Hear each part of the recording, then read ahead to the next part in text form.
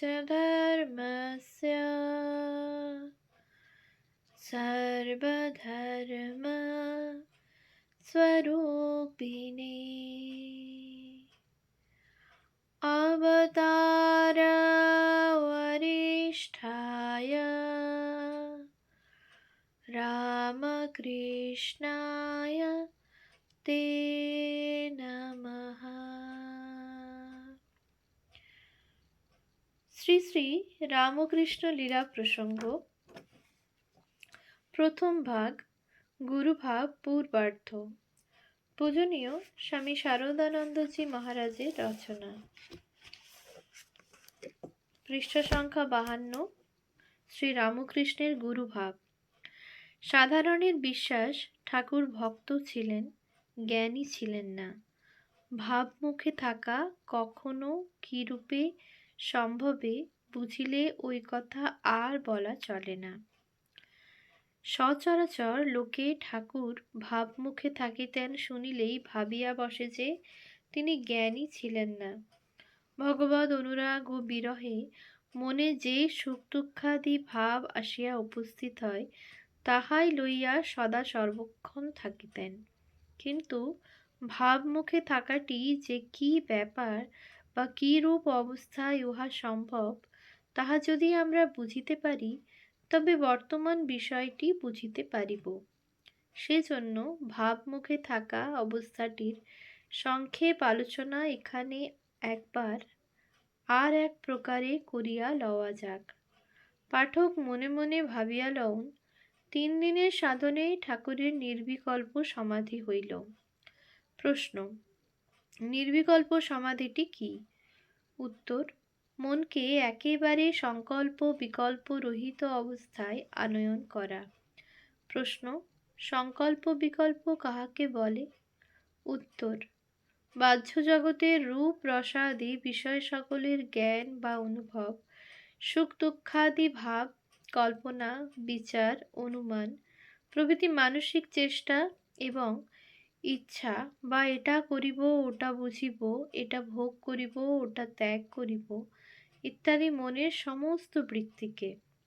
প্রশ্ন, বৃত্তি সকল কোন জিনিসটা থাকিলে তবে উঠিতে পারে? উত্তর, আমি আমি এই জ্ঞান বা বোধ। আমি বোধ যদি চলিয়া যায় বা কিছুক্ষণের জন্য একেবারে বন্ধ হইয়া যায় তবে সে সময়ের মতো কোনো বৃত্তি আর মনে খেলা বা রাজত্ব করিতে পারে না। আমি বোধাশ্রয়ে মানসিক বৃত্তিসমূহের উদয়। উহার আংশিক লোপে সবিকল্প ও পূর্ণ লোপে নির্বিকল্প সমাধি হয়। সমাধি মূর্ছা ও সুষুপ্তির প্রভেদ। প্রশ্ন, মূর্ছা বা গভীর নিদ্রাকালেও তো আমি বোধ থাকে না, তবে কি নির্বিকল্প সমাধিটা ঐরূপ একটা কিছু? উত্তর, না, মূর্ছা বা সুষুপ্তিতে আমি বোধ ভিতরে ভিতরে থাকে, তবে মস্তিষ্করূপ ব্রেন যে যন্ত্রটার সহায়ে মন আমি আমি করে সেটা কিছুক্ষণের জন্য কতকটা জড় ভাবাপন্ন হয় বা চুপ করিয়া থাকে। এই মাত্র ভিতরে বৃত্তিসমূহ গজগজ করিতে থাকে। ঠাকুর যেমন দৃষ্টান্ত দিতেন, পায়রাগুলো মটর খেয়ে গলা ফুলিয়ে বসে আছে বা বকবকম করে আওয়াজ করছে, তুমি মনে করছো তাদের গলার ভিতরে কিছুই নাই, কিন্তু যদি গলায় হাত দিয়ে দেখো তো দেখবে মটর গজগজ করছে। প্রশ্ন, মূর্ছা বা সুষুপ্তিতে যে আমি বোধটা ওই রূপে থাকে তা বুঝিব কি রূপে? সমাধির ফল জ্ঞান ও আনন্দের বৃদ্ধি এবং ভগবত দর্শন। উত্তর, ফল দেখিয়া, যথা ওই সকল সময়েও হৃদয়ের স্পন্দন, হাতের নাড়ি, রক্ত সঞ্চালন প্রভৃতি বন্ধ হয় না। ওই সকল শারীরিক ক্রিয়াও আমি বোধটাকে আশ্রয় করিয়া হয়।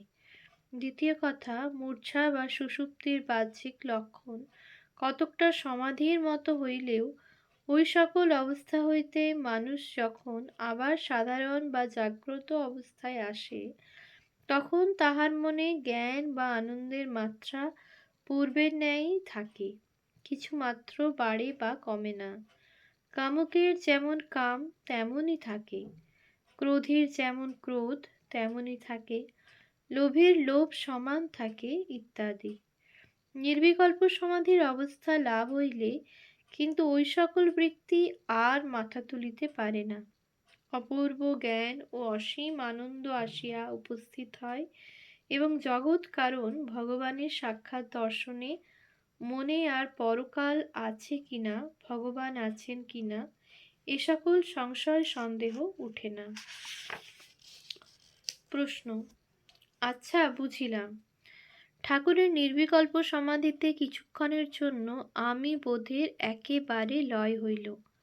তাহার পর?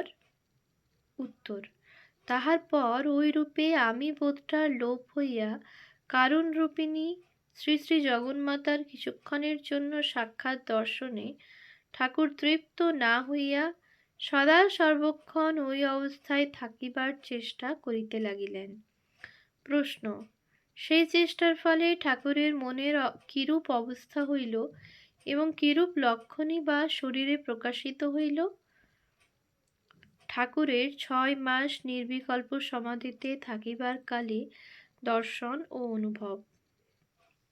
উত্তর: কখনো আমি বোধের লোপ হইয়া শরীরে মৃত ব্যক্তির লক্ষণ সকল প্রকাশিত হইয়া ভিতরে জগদম্বার পূর্ণ বাধামাত্র শূন্য সাক্ষাৎ দর্শন। আবার কখনো অত্যল্পমাত্র আমি বোধ উদিত হইয়া শরীরে জীবিতের লক্ষণ একটু আধটু প্রকাশ পাওয়া ও সত্ত্বগুণের অতিশয় আধিক্যে শুদ্ধ স্বচ্ছ পবিত্র মনরূপ ব্যবধান বা পর্দার ভেতর দিয়া শ্রী শ্রী জগদম্বার কিঞ্চিৎ বাধাযুক্ত দর্শন। এইরূপে কখনো আমি বোধের লোপ, মনের বৃত্তি সকলের একেবারে লয় ও শ্রী শ্রী জগন্মাতার পূর্ণ দর্শন, ও কখনো আমি বোধের একটু উদয়, মনের বৃত্তি সকলের ঈষৎ প্রকাশ ও সঙ্গে সঙ্গে শ্রী শ্রী জগদম্বার পূর্ণ দর্শন ঈষৎ আবরিত হওয়া, এই রূপ বার বার হইতে লাগিল। প্রশ্ন: কতদিন ধরিয়া ঠাকুর ঐরূপ চেষ্টা করেন? উত্তর: নিরন্তর 6 মাস কাল ধরিয়া। আমি বোধের সম্পূর্ণ লোপে ওই কালে তাহার শরীর রহিল কি রূপে? প্রশ্ন: বল কি, তবে তাহার শরীর রহিল কি রূপে? কারণ 6 মাস না খাইলে তো আর মানব দেহ থাকিতে পারে না, এবং তোমরা তো বলো যতটা শরীর বোধ আসিলে আহারাদি কার্য করা চলে। ঠাকুরের ওই কালে মাঝে মাঝে আমি বোধের উদয় হইলেও ততটা কখনোই আসে নাই। উত্তর: সত্যই ঠাকুরের শরীর থাকিত না, এবং শরীরটা কিছুকাল থাকুক এরূপ ইচ্ছার লেশমাত্র তখন ঠাকুরের মনে ছিল না। তবে তাহার শরীরটা যে ছিল সে কেবল জগদম্বা ঠাকুরের শরীরটার সহায়ে তাহার অদ্ভুত আধ্যাত্মিক শক্তির বিকাশ দেখাইয়া বহুজন কল্যাণ সাধিত করিবেন বলিয়া। প্রশ্ন: তা তো বটে, কিন্তু ওই 6 মাস কাল জগদম্বা নিজে মূর্তি পরিগ্রহ করিয়া আসিয়া কি ঠাকুরকে জোর করিয়া আহার করাইয়া দিতেন? জনৈক যোগী সাধুর আগমন ও ঠাকুরের অবস্থা বুঝিয়া তাহাকে জোর করিয়া আহার করাইয়া দেওয়া। উত্তর: কতকটা সেইরূপই বটে, কারণ ওই সময়ে একজন সাধু কোথা হইতে আপনা আপনি আসিয়া জোটেন। ঠাকুরের ঐরূপ মৃতকল্প অবস্থা যে যোগ সাধনা বা শ্রী ভগবানের সহিত একত্বানুভবের ফলে তাহা সম্যক বুঝেন, এবং ওই 6 মাস কাল দক্ষিণেশ্বরে কালীবাটিতে থাকিয়া সময়ে সময়ে ঠাকুরের শ্রী অঙ্গে আঘাত পর্যন্ত করিয়া একটু আধটু হুঁশ আনিতে চেষ্টা করেন, হুঁশ আনিতে নিত্য চেষ্টা করিতেন। আর একটু হুঁশ আসিতেছে দেখিলেই 2-1 গ্রাস যাহা পারিতেন খাওয়াইয়া দিতেন। একেবারে অপরিচিত জড়প্রায় মৃতকল্প একটি লোককে ঐরূপে বাঁচাইয়া রাখিতে সাধুটির এত আগ্রহ, এতটা মাথা ব্যথা কেন হইয়াছিল জানি না। তবে ঐরূপ ঘটনাবলীকেই আমরা ভগবত ইচ্ছায় সাধিত বলিয়া থাকি। অতএব শ্রী শ্রী জগদম্বার সাক্ষাৎ ইচ্ছা ও শক্তিতেই যে ওই অসম্ভব সম্ভব হইয়া ঠাকুরের শরীরটা রক্ষা পাইয়াছিল, ইহা ছাড়া আর কি বলিব? প্রশ্ন: আচ্ছা, বুঝিলাম। তারপর? শ্রী শ্রী জগদম্বার আদেশ, ভাব মুখে থাকো। উত্তর: তাহার পর শ্রী শ্রী জগদম্বা বা শ্রী ভগবান বা যে বিরাট চৈতন্য ও বিরাট শক্তি জগৎ রূপে প্রকাশিত আছেন এবং জড় চেতন সকলের মধ্যে ওতপ্রোতভাবে অনুপ্রবিষ্ট হইয়া আপাত বিভিন্ন নাম রূপে অবস্থান করিতেছেন, তিনি ঠাকুরকে আদেশ করিলেন, ভাব মুখে থাকো। প্রশ্ন: সেটা আবার কি?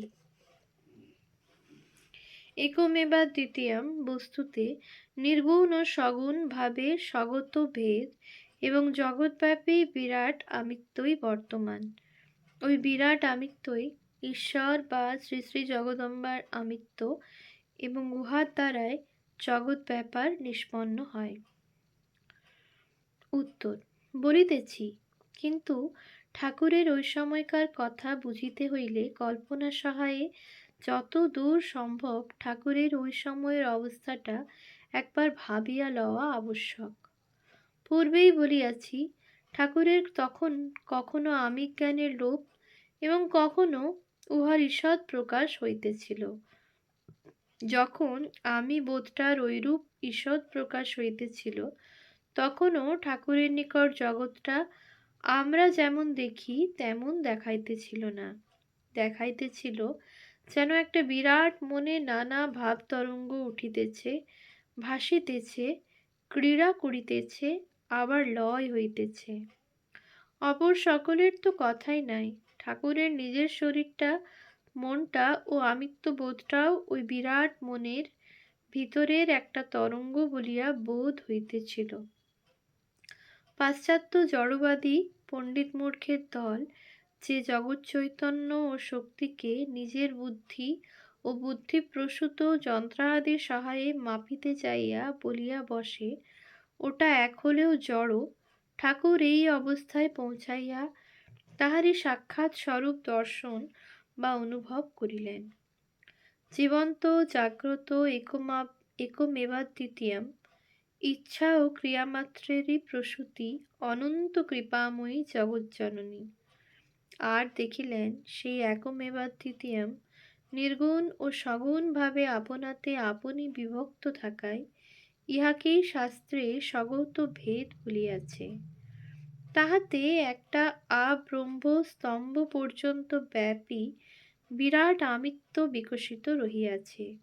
শুধু তাহাই নহে, সেই বিরাট আমিটা থাকাতেই বিরাট মনে অনন্ত ভাব তরঙ্গ উঠিতেছে। আর সেই ভাব তরঙ্গই স্বল্পাধিক পরিমাণে খণ্ড খণ্ড ভাবে দেখিতে পাইয়া মানবের ক্ষুদ্র ক্ষুদ্র আমিগুলো উহাকেই বাহিরের জগৎ ও বহির্জগতের ভিন্ন ভিন্ন পদার্থ বলিয়া ধরিতেছে ও বলা কহা ইত্যাদি করিতেছে। ঠাকুর দেখিলেন বড় আমিটার শক্তিতেই মানবের ছোট আমিগুলো রহিয়াছে ও স্ব কার্য করিতেছে, এবং বড় আমিটাকে দেখিতে ধরিতে পাইতেছে না বলিয়াই ছোট আমিগুলো ভ্রমে পড়িয়া আপনাদিগকে স্বাধীন ইচ্ছা ও ক্রিয়াশক্তিমান মনে করিতেছে। এই দৃষ্টিহীনতাকেই শাস্ত্র অবিদ্যা ও অজ্ঞান বলেন। ওম শান্তি শান্তি শান্তি। হরি ওম তৎসৎ। শ্রীরামকৃষ্ণার্পণমস্তু।